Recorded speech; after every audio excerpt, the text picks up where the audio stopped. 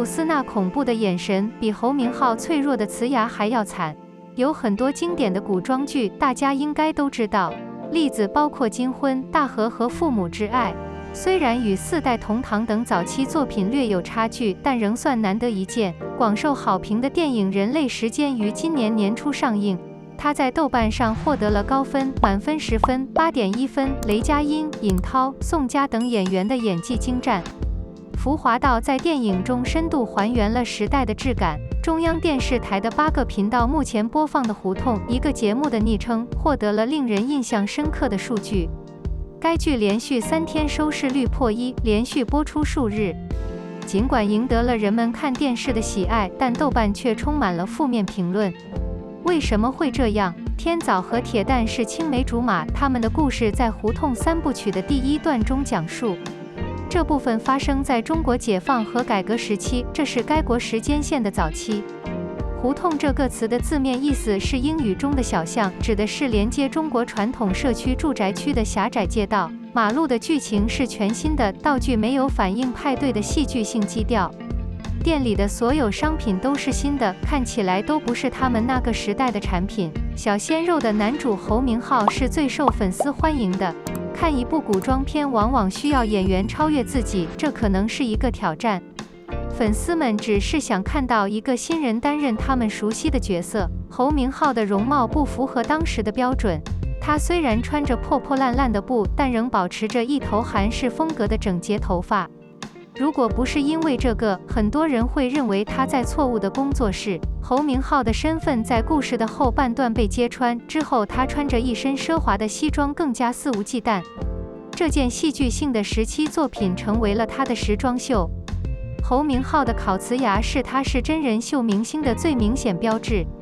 他的牙齿颜色是白色的，这与他的肤色形成鲜明对比。在他说话时可以看到他的倒影。侯明昊的演技并不好，因为他说话的时候只看牙齿。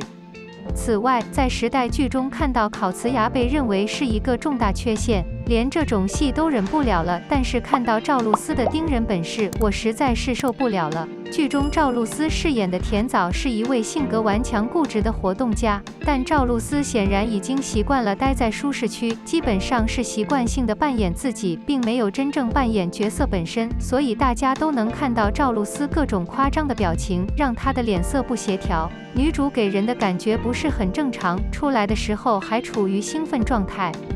当她为孩子们买好吃的食物时，她的额头线条激动地竖起，情绪表达也很肤浅，而且她的脾气只是脾气不好。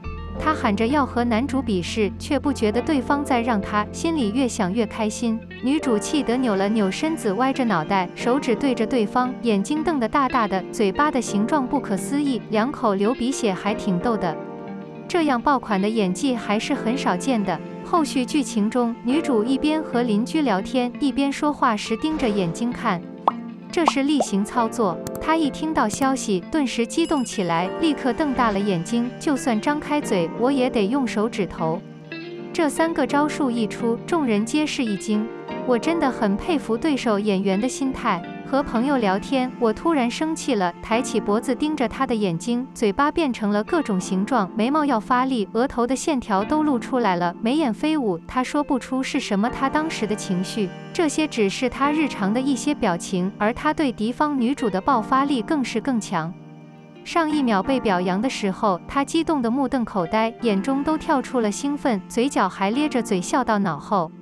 这种状态下也是超出了正常人的认知。可他忽然看到了敌人，二话不说，先踢了起来，接着是经典的瞪眼连招，仿佛不伸手就说不出话来。突然的情绪变化又吓人了。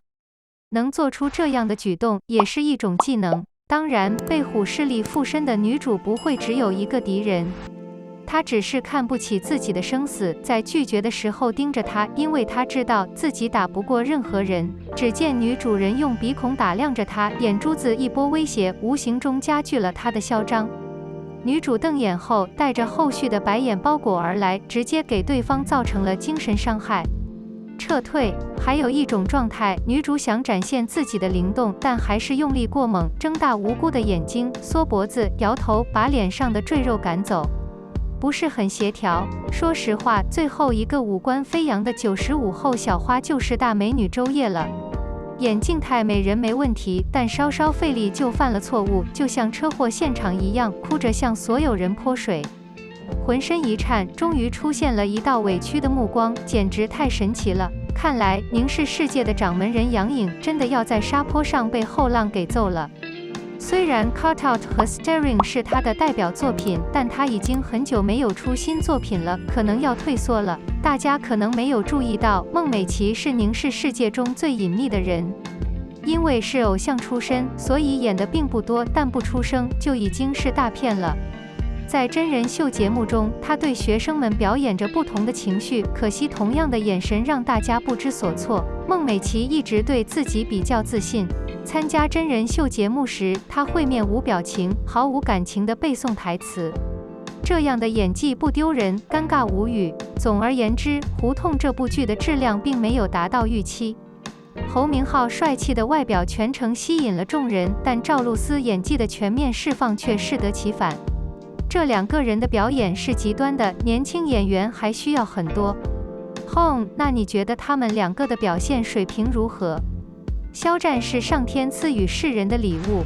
众所周知，肖战是中国最顶尖的著名艺人之一，受到全球众多粉丝的关注。他是很多人的童年，他给粉丝最优惠的价格，极大的精神价值。这里有一篇文章来自粉丝发给肖战，我们已经编辑了，我们邀请您收听。